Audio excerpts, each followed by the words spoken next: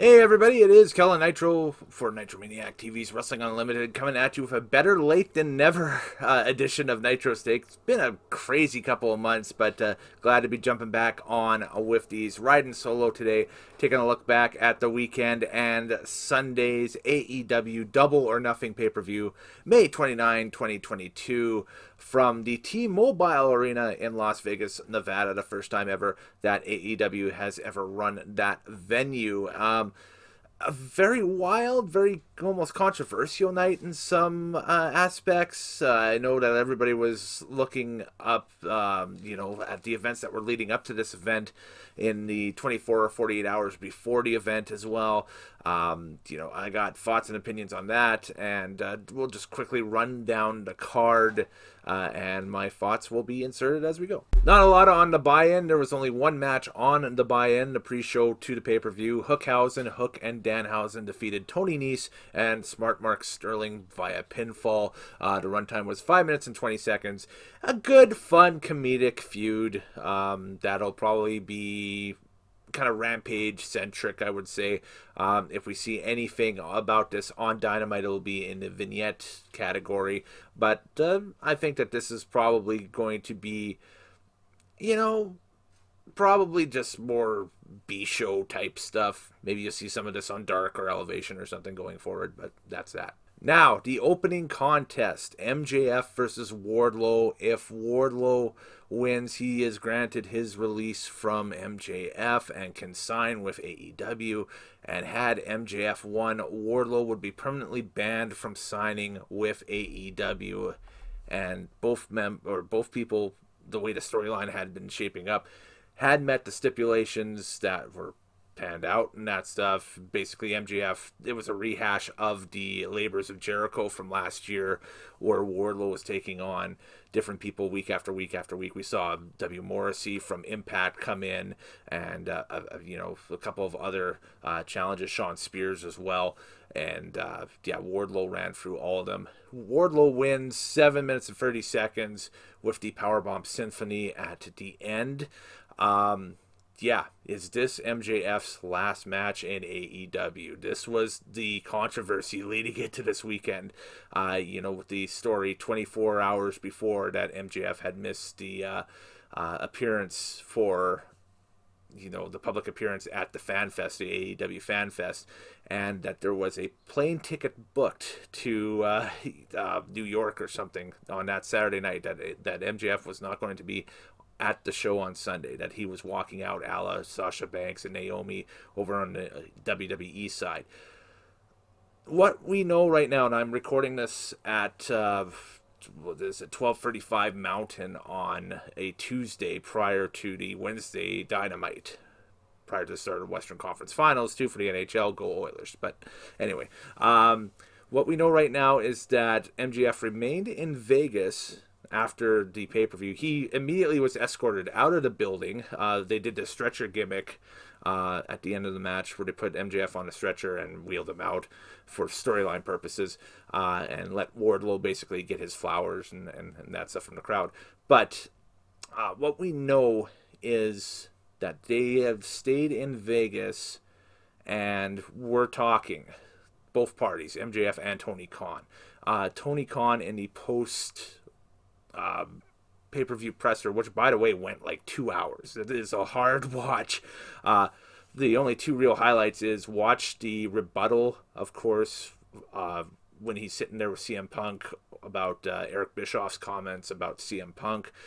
It's hilarious, but also you almost think like, okay, Tony, what are you on at that point? And, this is the second highlight, is that he was asked about it, and he basically said he's got no comment about that, but he will talk about what happened that night on the pay-per-view and blah, blah, blah, blah, blah. Surprisingly, I don't think anybody asked about Wardlow and what sort of plans they got for him going forward. I think he's going to be inserted into the TNT title picture with Scorpio Sky and that stuff. Basically, they're going to build him to be the next Goldberg, Batista, etc. So that's AEW's version of the like. So there we go with that. With MJF, time remains to be seen. You guys can throw it down in the comment section below. Where do you guys see him, even later this year or next year? Is it a work? Is it an elaborate work? Is it a shoot? I'm starting to lean more on the shoot side than anything else, because there's too much stuff happening too quickly with this. And of course, Dynamite is in LA. I guess would be later today if you take a look at that, or on Wednesday if you watch this in past tense. And Rampage is in Ontario, California. So if MJF shows up at either event, we'll know that, okay, maybe things have smoothed over, and we'll see. Apparently the issue is creative, and not being enamored with the creative for the MJF character going forward. So again, many dominoes to fall in this situation, but it's just a lot of it's very interesting. It's almost a situation that's very fluid and changes minute by minute, depending on which Twitter account you follow or whatever. So the next contest on the pay-per-view was a rehash of one of the hottest tag team feuds from 2017. You had the Hardys, Jeff and Matt Hardy, taking on the Young Bucks, Matt and Nick Jackson, with Brandon Cutler in their corner.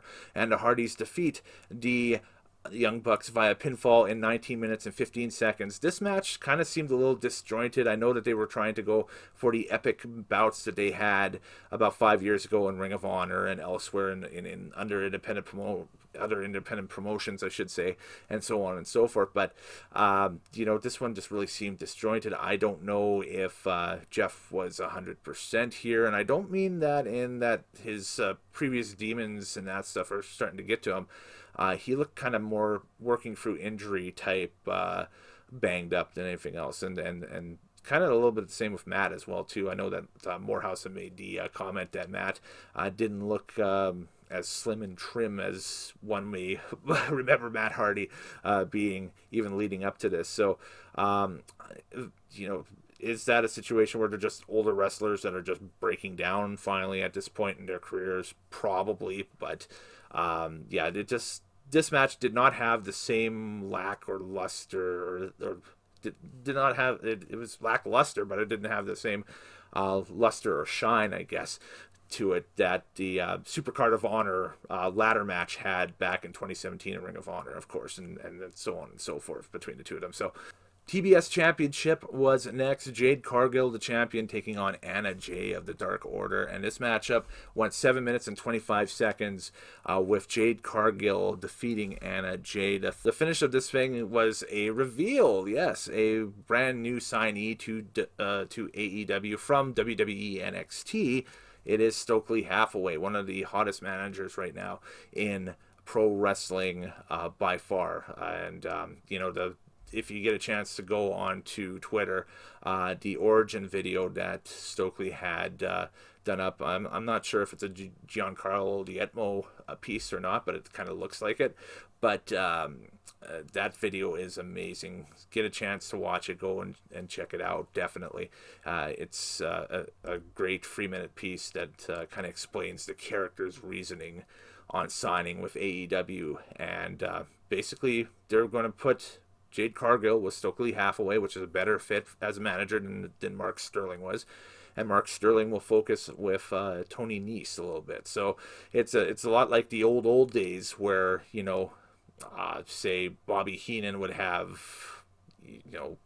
a couple of talents, and he'll trade them to Mr. Fuji to manage, and Mr. Fuji in response will trade back a talent to Jimmy Hart or something, kind of harkening back to the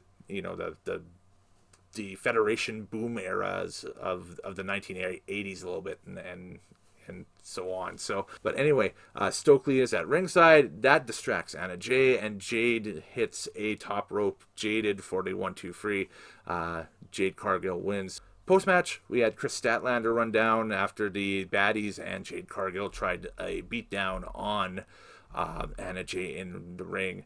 And then all of a sudden the music hits, and it's another signing to AEW. And this one is a good little boost for their women's division. Athena, the former Ember Moon in WWE NXT and on Raw and SmackDown, has signed with AEW. And this is a great signing for AEW. Again, another veteran competitor that can go in there, can wrestle, and has wrestled with some of the women on the roster, but you can also get some dream matchups on there, set up and ready to go. I mean, like, there's the possibilities for Athena versus, well, we're going to see potentially Athena versus Jade Cargill, which could be fun, a little bit later on in the year. It's just, they bolster their roster again. This is not a bad move whatsoever. It's a good addition. Six-man action up next, where you had Death Triangle versus House of Black, and this thing was 15 minutes and 35 seconds. Malachi Black, Buddy Matthews, and Brody King defeating Pac, Penta Oscuro, Pentagon Jr., and Rey Fenix with Alex Abrahantes. And, of course, the big reveal off of this one was Pac goes for the Black Arrow on Malachi, but the lights go out, and Julia Hart hits the ring, and Miss Pac allows Black to get the 1-2-3 with the Black Mass, and that's the more of the sports entertainment storyline right there. That's what was presented, and that's been a slow burn throughout the winter and the spring since Malachi misted Julia Hart. Maybe she's Julia Black now. In the eye way back in, what was it, January or February? I can't remember. Well, it was before Revolution, and that led to the split, of course, of the Varsity Blondes team. And this is the final nail in the coffin of that. And so Griff will go his separate way. Brian Pillman Jr. will go his separate way. And now Julia Hart will be elevated as, the addition to the House of Black. And, it'll be very interesting to see what they do with that character. And so the next hour of the pay-per-view was devoted to the finals of the Owen Hart Foundation tournaments. Yes, these were tournaments that were going on in AEW over the past month or so. An 8-man and an 8-woman tournament that culminated at Double or Nothing, with the winners receiving a really awesome men's and women's championship belt that are reminiscent of the old Stampede Wrestling 1987 TSN reboot North American Championships. That that was a belt that Owen had held, I think, on multiple occasions. I think he had more than one run as North American champion. I'm sure Stampede Forever over on Twitter will correct me if I am wrong on that or not, but I think that he was a multiple-time North American Championship holder in Calgary at that time. Because he was one of the hottest things on TSN back in the day, according to the older veteran fans, the seasoned fans, we'll put it that way, the ones that have more knowledge than even I. So there we go. The men's tournament final for the Owen Hart Foundation ended up being Samoa Joe versus Adam Cole, and pink and black for Adam Cole and his gear. It looked great. Mike Chioda making another AEW appearance. He was the referee in the men's tournament final match. Pretty cool, because Chioda had been a referee for Owen Hart and a lot of his matches in WWE. You can go back and watch a lot of stuff from 97 and 98. And yeah, Chioda is in the ring a lot with Owen and Bulldog and Owen and Triple H and so on and so forth. So a good touch by AEW there. So, story of the match, Joe taking it to Cole early, but both guys went for their finish and missed each time.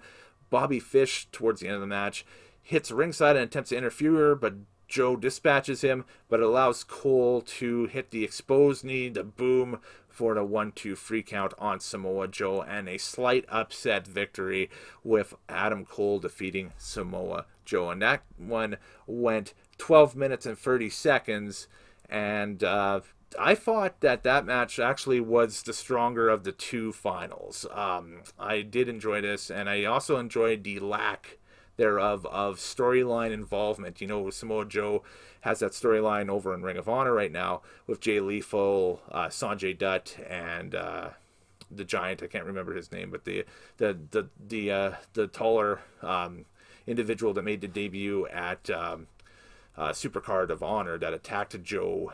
Not at Supercard of Honor, at the Dynamite after Supercard of Honor, I should say, that attacked Joe in the ring post-match. So, I liked that they didn't touch that at all. That was great. That's a good touch. And it was good to see that the only real interference in there was kind of AEW related with the Undisputed Elite, with Bobby Fish coming down and getting involved in the match, because Bobby, Kyle O'Reilly, and Adam Cole are boys again. So there we go. Now, the Owen Hart Foundation Women's Tournament final match was Ruby Soho versus Dr. Britt Baker, DMD. And this one went 13 minutes and 20 seconds. A incredible contest. Rich Ward played out Britt Baker. Rich Ward, of course, the guitarist of Fozzy. Rancid played out Ruby Soho. And, of course, that was, the whole deal behind Ruby's name was, Lars Fredrickson was booked, I think, on the same podcast as Ruby one day, and Ruby was talking about her future and potentially coming to AEW and that stuff and whatever, but just trying to figure out a name and whatever. And Lars was like, well, just be Ruby Soho, we'll let you use it. And so there we go. That's it. A hard-hitting match up again here. I love the formatting, having both finals middle of the show. Yes, this entire hour again devoted to the Owen Hart Foundation tournament. Year 2 count with the stomp, lockjaw attempt countered into no future, into a sharpshooter by Ruby, but Britt Baker gets the ropes. Victory roll by Soho countered into a small package by Britt that nets the 1-2-3, a homage to Owen defeating Brett at WrestleMania 10, which was, chef's kiss. Loved it. The tournaments were a little clunky at times, but the finals were awesome. Yeah, just the matches I found in the weeks leading up to the finals here and that stuff were just a tad bit clunky, but the finals were awesome. Post-match, Dr. Martha Hart awards the belts to the Coles, and the belts, like I said, look like the old Stampede North American belts. Dr. Hart wants us next year to wear fancy hats, so memo for 2023, everybody wear fascinators to Double or Nothing like you're going to the Kentucky Derby. And it would be can't wait for 2023. We've already talked online. A lot of followers and that stuff have already gave me feedback saying they like the idea, they love the idea. People have liked and loved. I don't think anybody hated the idea, and that there should be a couple of spots for qualifiers, independent qualifiers, almost like what Cody was doing a few years ago with the Open Challenge for the TNT title, where you bring in independent wrestlers and have them qualify for it. And there should be, we were talking about a Western Canadian qualifier up here, or maybe in the States there could be like an East Coast qualifier, or you could have a Japanese qualifier and bring in somebody from DDT or something like that, and so on and so forth. So, build it up, market it. It's the way to go. So, mixed tag trios match was up next. The men of the year, Ethan Page and Scorpio Sky, the TNT champ, and Paige Van Zant taking on Sammy Guevara, Kazarian, and Ty Conti. This one was 12 minutes and 30 seconds, and American Top Team gets the win.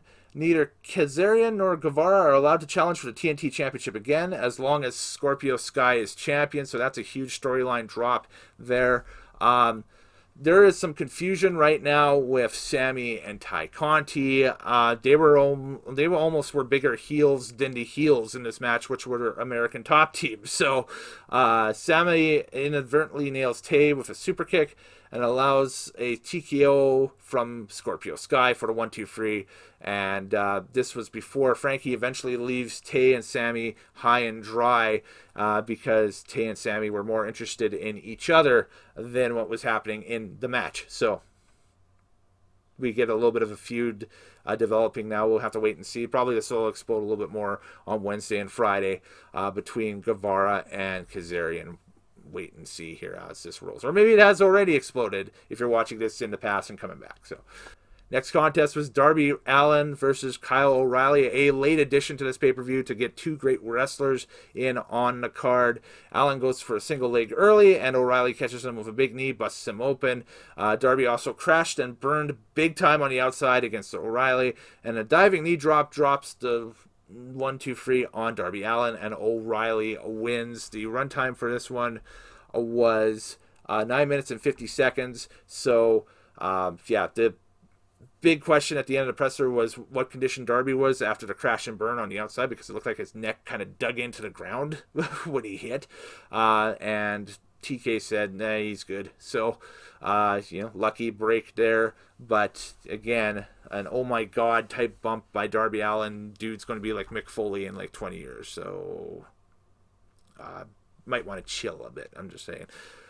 AEW Women's World Title was next. Thunder Rosa, the champion, taking on Serena Deeb, the challenger. This was a physical contest with Rosa channeling 1993 Marty Jannetty with her ring gear. I loved it. Rosa was also screaming for Uvalde, Texas before hitting a clothesline. Yes, of course, paying tribute to those lost in that tragedy in Texas, some days prior, of course. And it was got a nice little pop from the crowd, which was nice. So Deeb, though, is essentially the Bret Hart of the women's division. Excellence of execution in this, and nails the Deeb talks. Only gets a 2 count, but the match ends with a Fire Thunder driver by Rosa to net the free count, and the runtime for this one was 16 minutes and 55 seconds. It's nothing overtly special on this pay-per-view on that regard, but it still was a lot of fun to watch. I mean, it was an enjoyable match, but was it pay-per-view quality per se?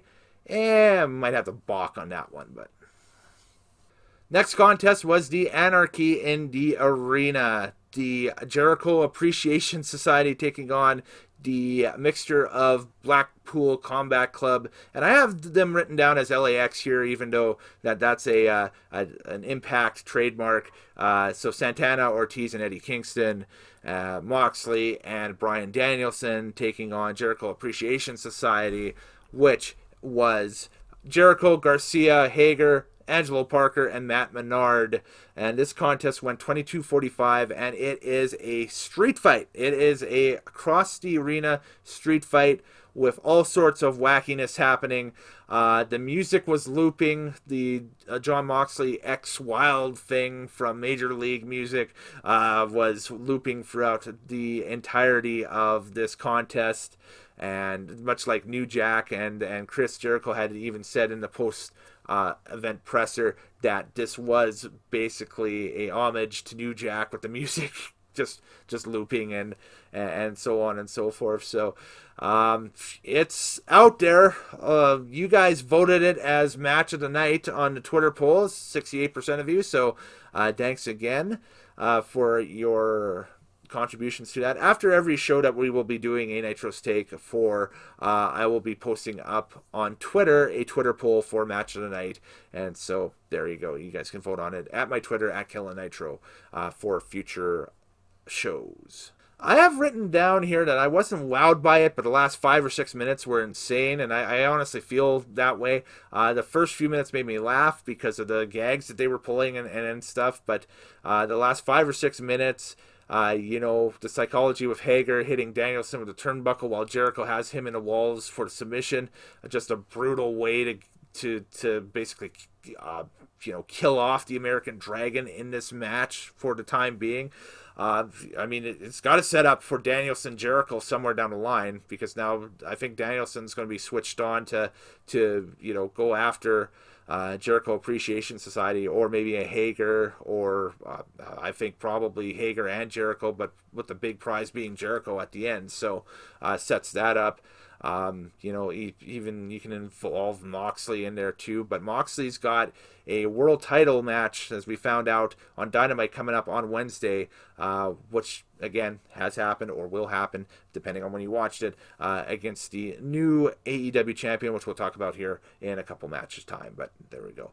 We saw a vignette in the back that the Andrade family office, I think as it stands, is no more, and it looks like it's Los Ingobernables that are reforming, because Andrade and Rush are now together, as Rush makes his first appearance on the AEW side of things. He, of course, was Ring of Honor's champion for a bit, during the pandemic, and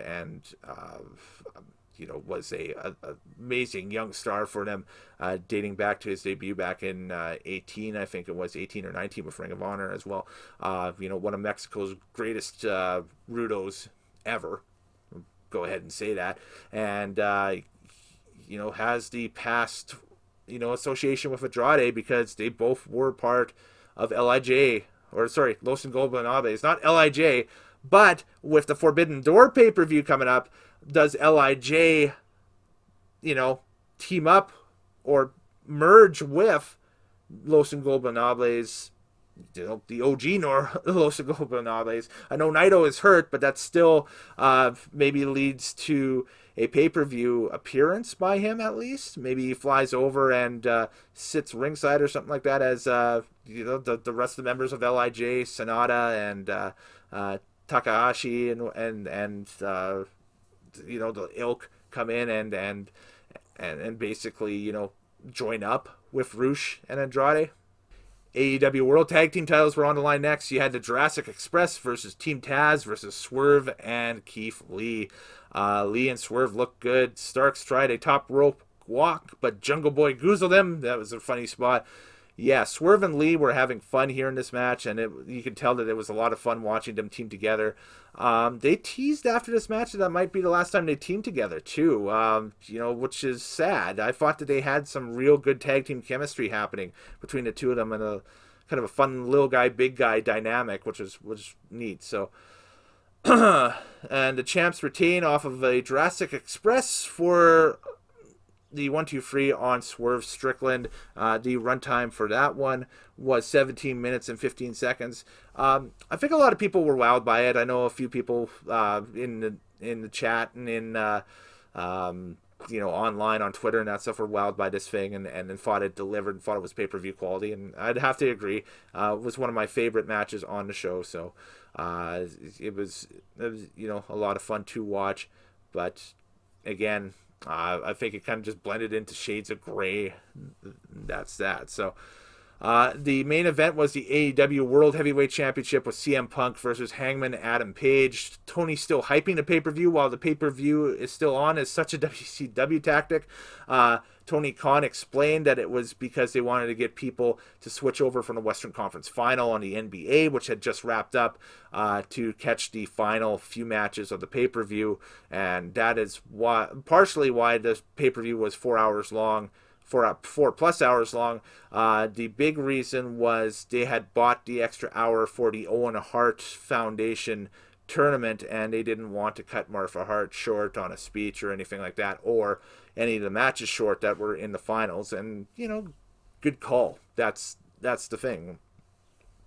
Good call. That's the thing. That's what you had to do. And I liked the fact that both matches were in the thing. It was probably, honestly, my favorite part of the show was the Owen Hart Foundation finals. Was, Joe and Cole, and then Ruby Soho and Britt Baker, and those matches being as big as they were. So that's that.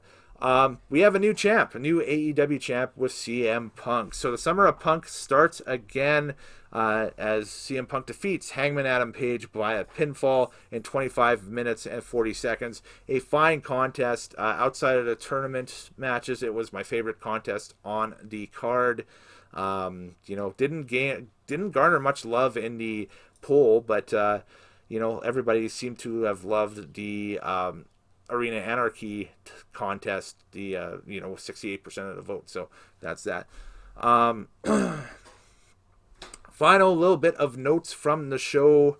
The Malcolm Bivens Stokely Hathaway signing. Apparently his 90 days from WWE expired the day before on May 28th. So they literally just whisked him in and pitched him the idea, on the spot. And he said, yeah. So kudos to both parties for making that happen. It's going to be good TV, and it's such a great addition to Jade Cargill to make her like a monster heel in the TBS or even the women's division, and just probably locks up that belt for a while too. Like I don't see her dropping it to anybody anytime soon. So an all-time high for Double or Nothing tonight for buy rates. Maybe due to the controversy at the beginning to see if people, what they would do if MJF didn't show up. TK, of course, had no comment on the MJF situation during the presser last night, and TK also was blaming the potential of an NBA Game 7 for moving to Sunday instead. Doesn't think the show length was an issue. I think it was. I think a lot of people think it was, but it was their big show of the year. It was their WrestleMania. So it's, of course, it's going to go a little bit. And the fact that it was on a Sunday, too, I don't think helped, because here I am on Tuesday talking about it because this is the first opportunity I have to pull the shoots and actually sit down and talk to you guys about it. So, yeah, this is just busy, bizarre times. But I will give AEW Double or Nothing a 6.5 out of 10, I think, for the entirety of the card. Again, the length of it was an issue, but I thought that the world title match delivered. I thought that the Owen Hart finals were good. And Arena Anarchy is something that I'm going to have to rewatch again, but it'll be something I'll definitely rewatch off of this card just because of the wildness and the craziness in it. Because there was a lot of things that I missed just because things were happening, all over the place. And it's, it's not a great match to watch if you're 100%. I can only imagine if you have like some sort of attention deficit disorder or something like that, you're going to be like, whoa, what's happening here? But I'm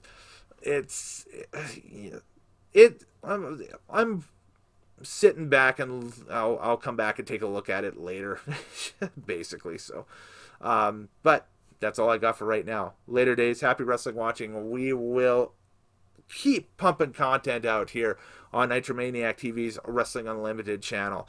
And got to catch up on some stuff too. And stay tuned. More Nitro takes and more great opinion pieces and stuff coming your way over the summer and beyond. Take care, guys. Later days. Happy wrestling watching. See ya.